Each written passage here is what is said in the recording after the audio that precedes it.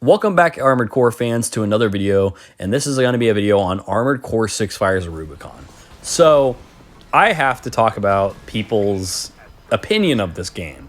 You know, this game has been getting a lot of praise and a lot of backlash for some really odd things. You know, there's some serious backlash that makes sense, and then there's just some others that don't really contradict the game very well.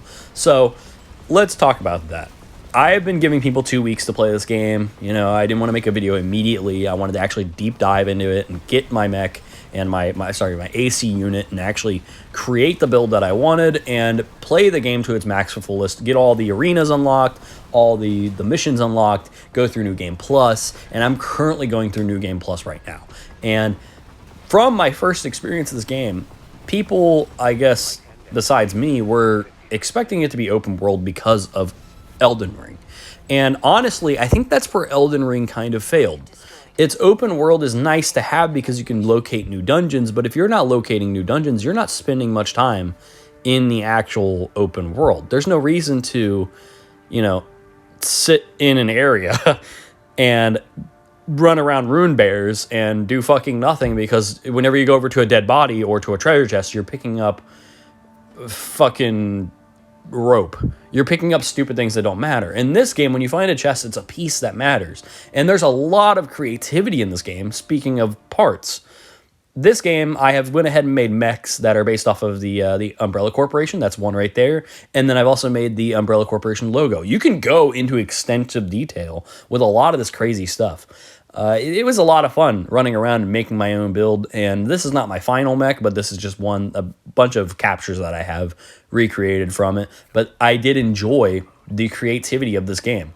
I think that people are thinking this game is really hard, Balteus is ridiculous.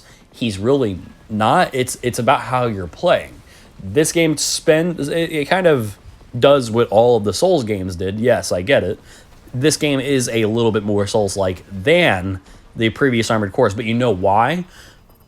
Speaking to the people who are Armored Core fans and have been playing for years, Armored Core has been a very, very low franchise, like lower than Souls.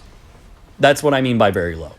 So when you're looking at this game compared to Dark Souls franchise, you're going to need to step up this game franchise. And if you have to Souls it, then by all means, Armored Core at least comes back. And that's hard to look at because, you know, people like it for being Armored Core. But the other thing is that this game franchise hasn't been big and hasn't been around for so long because it hasn't been Dark Souls. And people like FromSoft for what? Their medieval franchise, their Elden Ring, and their Dark Souls. But this game is different in its own ways. The problem is people don't want to play it differently, and they wind up finding out that this game is a lot harder if you do try to play it like a Soul game. If you do just dodge and run around and you don't go full aggressive, or you entirely just don't move at all, which is fine. I've seen people beat the game without moving at all. So this is very much a how you're playing issue and a what your build is issue. So if you're not enjoying this game, you may want to mix it up a little.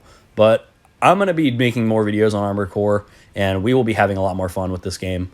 I had a blast. I hope you had a blast with it. If you haven't and you've given up on it, please give it another try, and I will be here to make more builds and videos. So tune in next time, guys. See ya.